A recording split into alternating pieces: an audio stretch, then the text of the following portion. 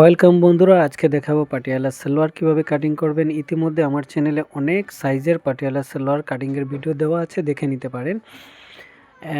আজকে দেখুন সালোয়ারের যে পিসটা আছে, পাটিয়ালা সালোয়ার কাটিং শিখতে হলে আপনাকে এই যে সালোয়ারের পিসটা আছে, পিসটার সোজা যে পাশটা ভিতরে নিয়ে দুটো ফোল্ডিং করে দিতে হবে। দুটো ফোল্ডিং করে এই দেখুন আমি কাপড়টাকে 4 ভাঁজ করে দিলাম বরাবর। এখানে প্রায় 2.5 মিটার থেকে 3 মিটার কাপড় আছে। ভালো করে কাপড়টাকে আপনি ভাঁজ করে দিবেন, ভালো করে সোজা করে রাখবেন, ফিনিশিং করে রাখবেন হাত দিয়ে।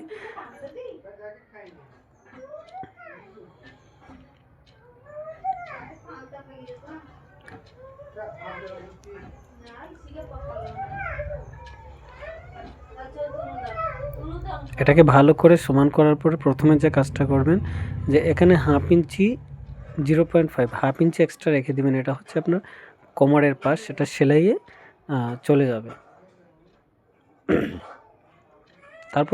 তারপর মনে করেন আপনার 40 লম্বা আছে, তাহলে আপনি 40 এই দাগ থেকে 40 নেবেন। এই যে দাগ থেকে 40 নিয়ে এখান থেকে দেখুন 1 2 3 4 5 6 7 7-এ 40 থেকে 7 মাইনাস করে 33 ইঞ্চিতে দাগ দেবেন 7 বাদ দিয়ে। এই 7টা কেন বাদ দিলাম ওটা হাতে রাখবেন, পরবর্তীতে বোঝানো হবে। এখানে 2 ইঞ্চি আপনার যে পায়ের মুখটার ফোল্ডিং করবেন 2 ইঞ্চি এক্সট্রা নিতে হবে, যেটা ফোল্ডিংয়ের জন্য। আর পায়ের মুখটা কত বড় হবে আপনার প্রয়োজন মতো তার অর্ধেক দিয়ে দিবেন। তারপর 1.5 ইঞ্চি এক্সট্রা 1/5 এক্সট্রা নিতে হবে আপনাকে সেলাইয়ের জন্য। এখানে এই দাগ থেকে আপনাকে 20 ইঞ্চি বা 21 ইঞ্চি একটা নিলেই হবে।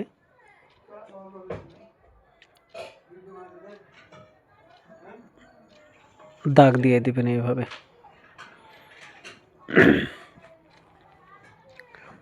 তারপরেই দেখুন কাটিং হয়ে যাবে। যেভাবে কাটিং করা হচ্ছে সেভাবে কাটিং করে নেবেন।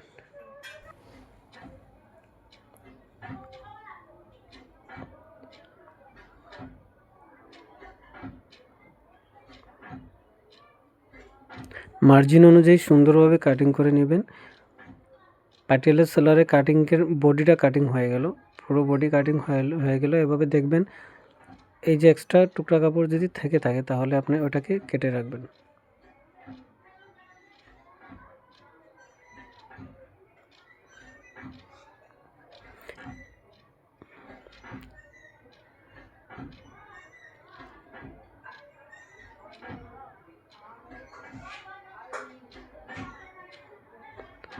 এই যে টুকরাটা আছে সেটা হচ্ছে আপনার কল্লি, যেটা জয়েন হবে এই দিক দিয়ে। দেখুন এটা হুবহু এদিকে কিন্তু মিলে গেল, এই যে এদিকে কিন্তু একদম মিলে যাবে।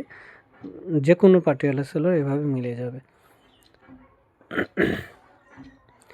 এখানে দেখবেন হাইটা কিভাবে বের হবে। হাই বের হওয়ার জন্য একটা বিষয় খেয়াল রাখতে হবে আপনাকে। সূত্রটা দেখুন একদিকে মিল থাকবে, প্লাস একদিকে খেয়াল রাখবেন এই দিকটাতে আপনার হাই হবে। যে 7 ইঞ্চি মাইনাস করেছিলাম, এই 7 ইঞ্চি এখানে কোমরের উপর দিয়ে এটা বাদ দিয়ে দিব। এই যে বাদ দিয়ে দিলাম 7 ইঞ্চি বাদ দিয়ে, যেখানে আপনার 16 থেকে 17 ইঞ্চি দেখা যাবে হবে, ওইখানেই আপনি দাগ দিয়ে বরাবর সোজা দাগ দিয়ে কেটে দেবেন।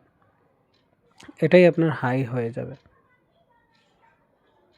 এর কম দিলে হাইটা খারাপ লাগবে, বা এর বেশি দিতে পারেন। এবার আপনার বডি কাটা শেষ, বডির সাথে আপনার কল্লিও কাটা শেষ হয়ে গেল। এবারে যে কোমরের যে বেল্ট আছে বেল্টটা কাটিং করতে হবে। চলুন দেখা যাক বেল্টটা কীভাবে কাটিং করা হয়।